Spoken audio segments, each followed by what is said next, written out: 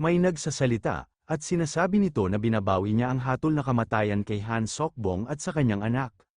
Sinasabi ni Garam na oo, ang pag-execute sa kanila ay dahil hindi alam ang kinaroroonan ng Red Phoenix Bow Creator, ay medyo sobra.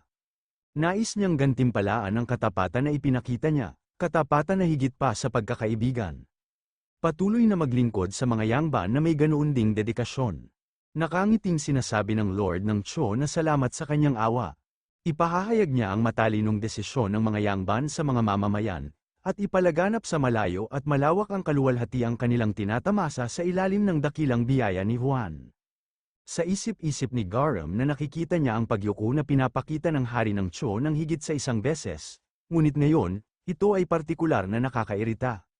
Dahil hindi niya magawang tapusin ang mga bagay-bagay sa descendant ng basurang yun, kailangan niyang iwaksi ang matagal na kasiyahang ito.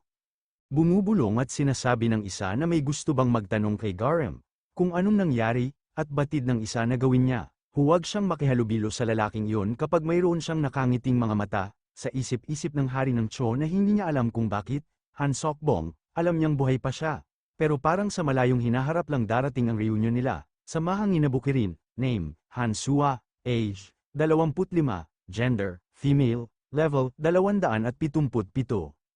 Strength, 930, health, 722, dexterity, 1511, intelligence, 885, anak ng Panginoon ng Pangaea, mayroong 10% na pagtaas sa mga istatistika sa Pangaea, captain ng Red Phoenix Group, mayroong 10% na pagtaas sa mga istatistika ng mga miyembro ng Red Phoenix kapag nasa ilalim ng kanyang pamumuno, ang pinakamalakas na mandirigma sa Pangaea, may nadagdag na bonus na kasanayan sa pakikipaglaban, ang unang beauty ng Cho Kingdom, skills, drawing A.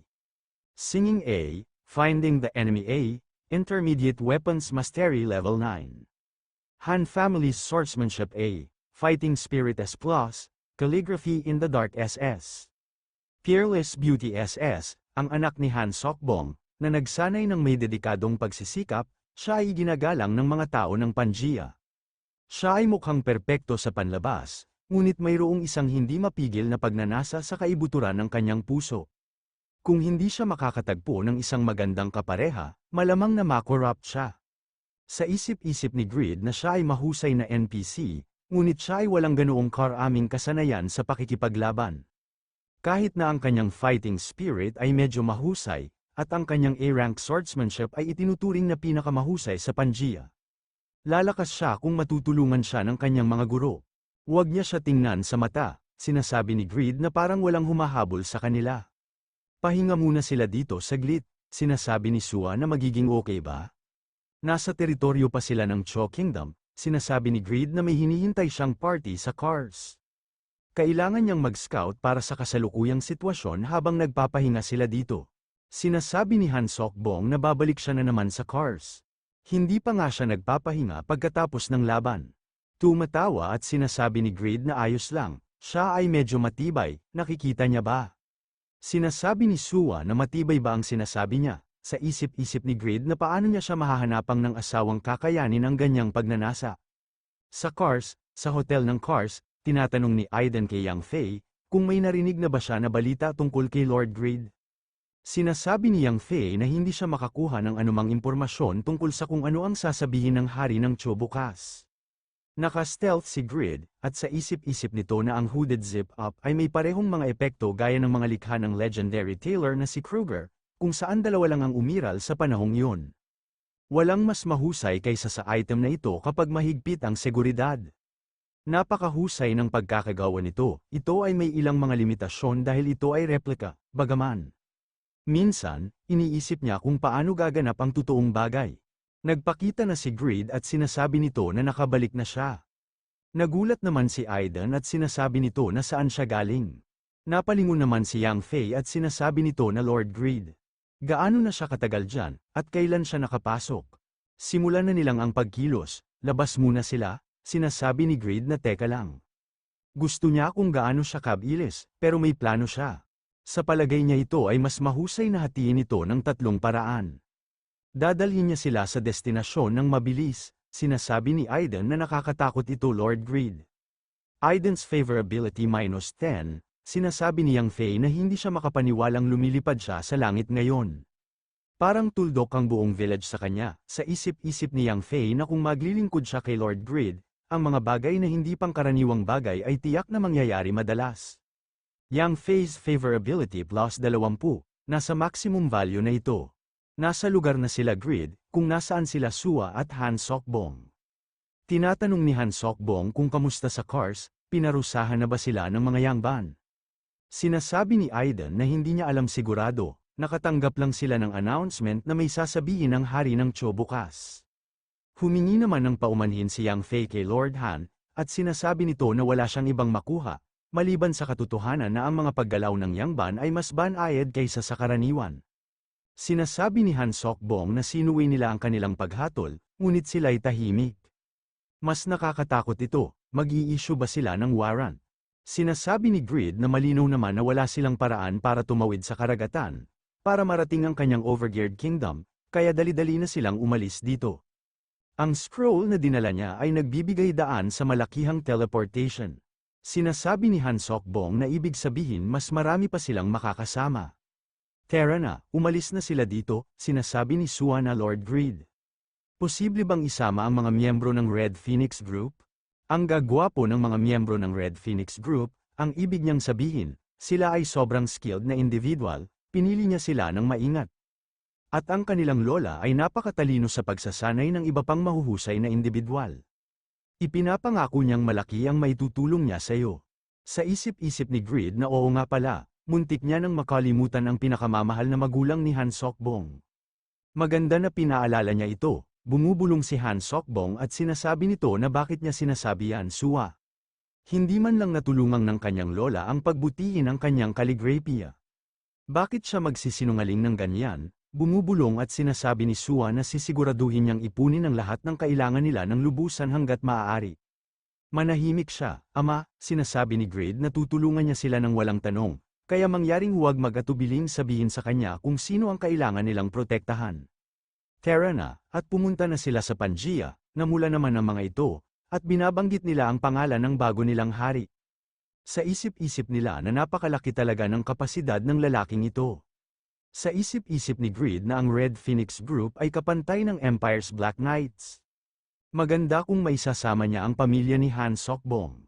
Sa pamamagitan ng leadership buff ni Sua at sa pagsasanay ni Asmithel, konting panahon na lang at siya na ang may pinakamalakas na hukbo sa Western Continent. Sinasabi ni Sua na sinasabi niya ito para hindi sila magkamali pagkatapos marinig ang mga miyembro. Huwag niya silang asarin ng masyado, ngunit hindi ito masyadong seryoso.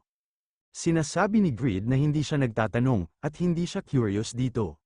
Sinasabi ni Aida na dito sila titira, parang nagmamadali siya, at magiging liabilities lang sila dahil mahina sila. Napapaisip si Grid kung sino ang mahina, at tinatanong ni Han Sokbong kung ano ang pinagsasabi nila.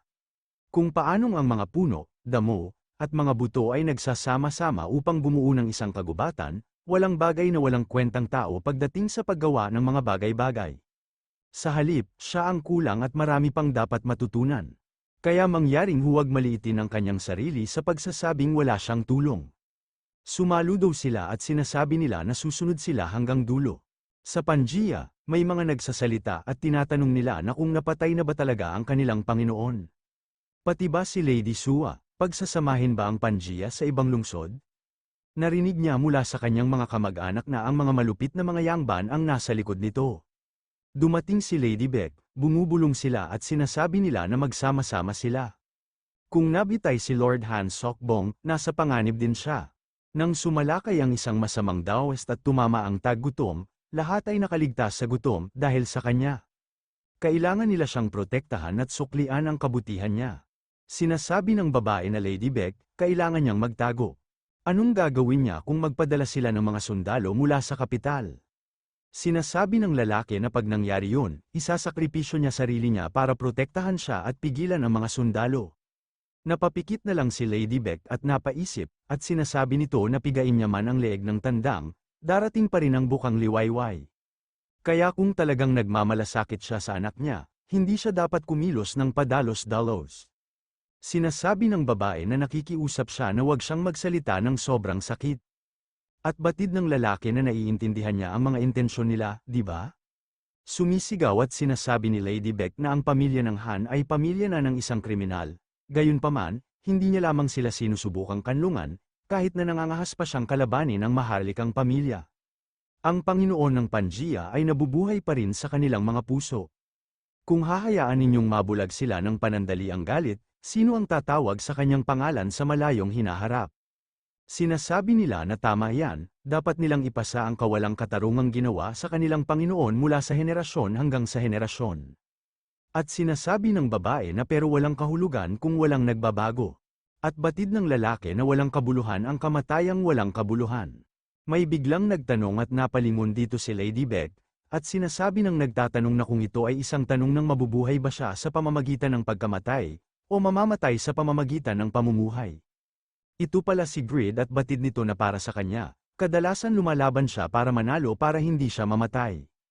Lahat ng nakakita kay Greed na kilala siya, at sinisigaw nila, na yan ang Pangaea Duke of Virtue.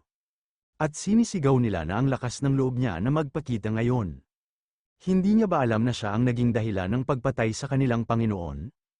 Hindi ito mangyayari kung hindi niya ginawa ang Red Phoenix Vow. Kung mas mabilis lang siya dumating sa tawag ng mga Yangban.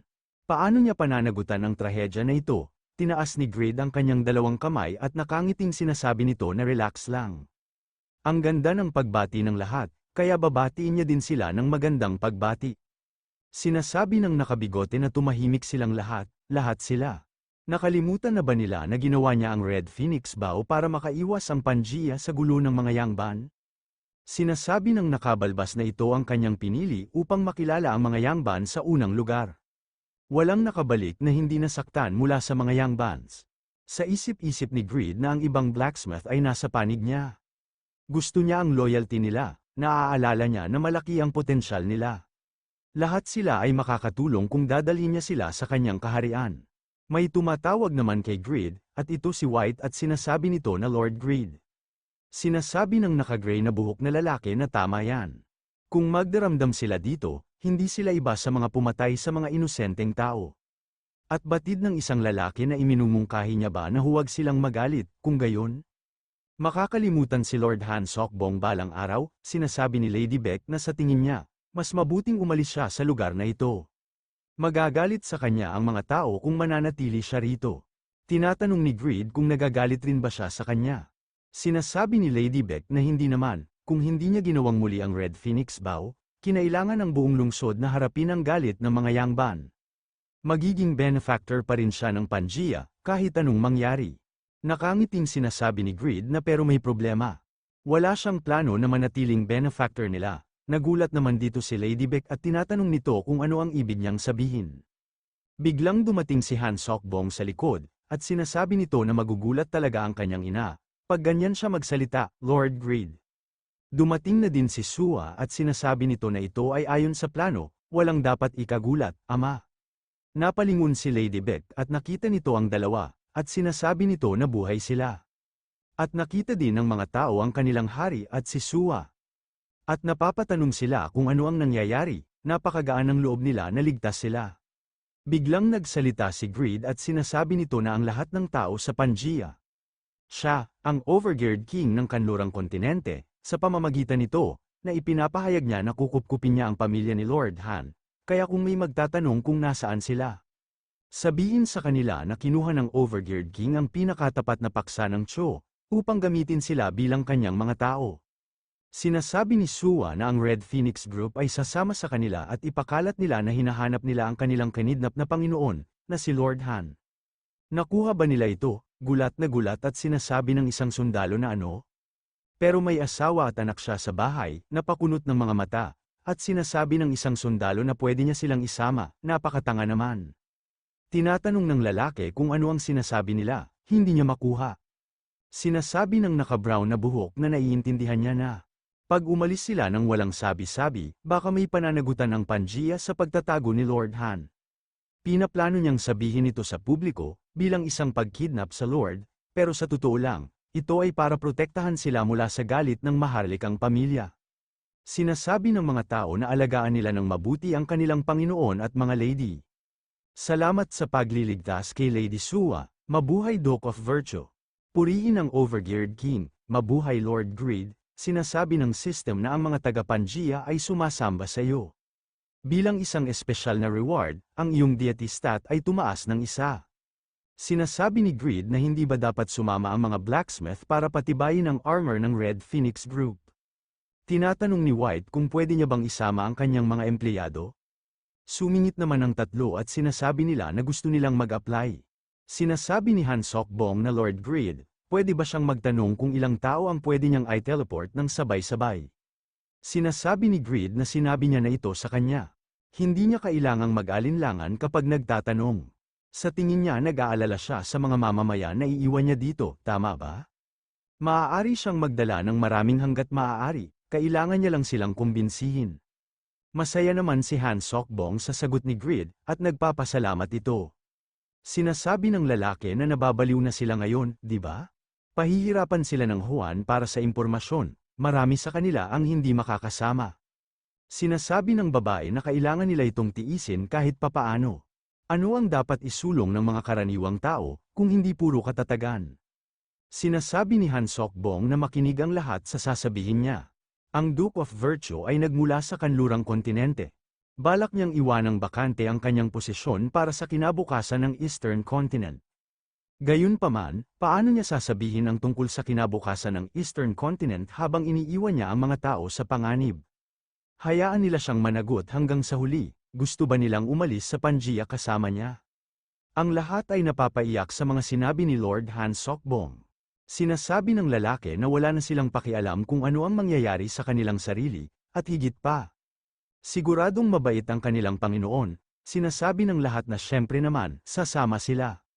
Ang lahat ay maghanda na, paano sila makakarating sa Western Continente, sa kabila ng dagat, kung hindi siya marunong lumangoy, siya na ang bahala sa kanya, huwag siyang mag-alala, iniisip niya kung magiging malamig doon, sa isip-isip ni Greed na ito ay nagiging mas malaki kaysa sa inaasahan niya, ramdam niya ang bigat sa balikat niya, pero protektahan niya sila, itong hindi natitinag na pagtitiwala, at ang pagkakaisa ay nabuo mula rito.